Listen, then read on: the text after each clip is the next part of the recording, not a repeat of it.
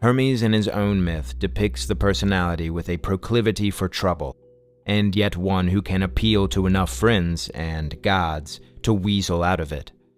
Hermes is no moral purist as a youth, but is likely to persist in devious behaviors, and through them, learn the higher virtues as a result of divine intervention.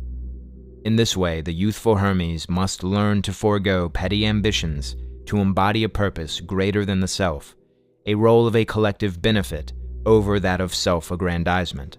He gets away with what he can when he can, but would lose himself and his relations with the gods if he pushes it too far. This Hermetic psychology is one that runs the risk of personal grandiosity. If the grandiose passions and fiery, titanic ambitions are not exercised or properly channeled, the individual may meet the implosive depression that stems from repressing such energies or never transmuting them into a higher calling.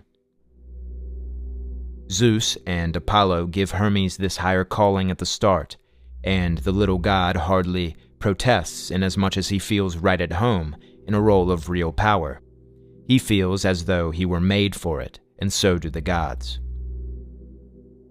The ambitious side to Hermes is the same as the ambitious aspects in ourselves, but Hermes' ambitions are not the sort to remain unnoticed or unexercised. There is no other choice but to exercise them. The thematic Hermetic mind instinctually acts according to its inner nature, requiring nothing by way of permission or instruction. In Hermes we find that sense of confronting an entirely new circumstance and environment, and thereby activating an internal confidence that proclaims it can rise to the occasion and meet the odds straight away, even though it may not at the time have any evidence for believing so. Hermes set out to enrich he and his mother and could have very well been punished as a result of his lies and tricks, but the deception paid off, and he became one of the deathless gods and avoided being thrown into Tartarus. This riskiness and thrill-seeking behavior is quite naturally employed by Hermes, who transmutes the otherwise punishing consequences of his deeds into a career serving the king of the gods. Much as Hermes, we might say, rules the minds of those who take their chances and are still prone to good fortune.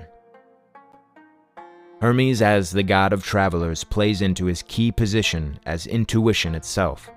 Intuition may be understood as a messaging system connected with a higher mind. Hermes, as the traveler, can set off on a journey with full faith and confidence.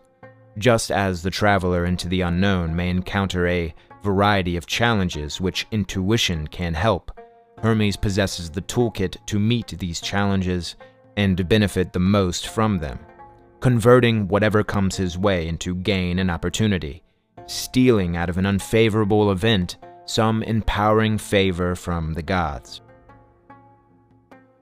Hermes must serve a higher purpose and facilitate the information of this purpose to others, lest the darker side of the sword of his ambition cuts off his own head in the process and creates all manner of trouble for mortals.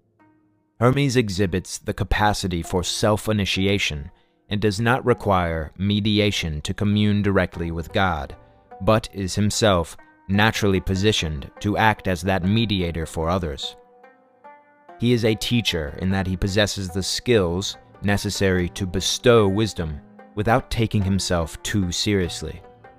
Hermes possesses the enchanting solar wand with the capacity to lull men to sleep or rouse them into an alert state of mind. With the right flourish of speech, a follower of Hermes may stoke the inner fire of his listeners and thereby strengthen the communicative link he already possesses with the gods. In the mouth of a monotonically boring teacher, even the most delicious mystery may appear just as mundane as the speaker, never landing with any verve or vim, but shrinking entirely from the thing the teacher seeks to communicate. Put that same mystery or subject on the tongue of the hermetically inspired, and suddenly an entire realm opens. The floodgates of the flow state deluge into the forefront of the mind, and curiosity combines with excitement to release intellectual and creative pressure. This is not the dry intellect which examines and regurgitates facts for their own sake, scared to comment on or meet the unknown, but a charged intellect that makes the most with what it has, and is not afraid to engage with a subject as if it were a natural and familiar setting.